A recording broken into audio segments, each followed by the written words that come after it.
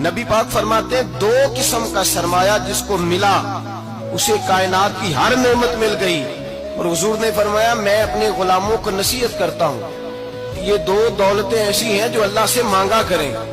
صبح و شام رب کریم سے ان 2 پیسوں کا سرمایے کا اس خزانے کا سوال کریں.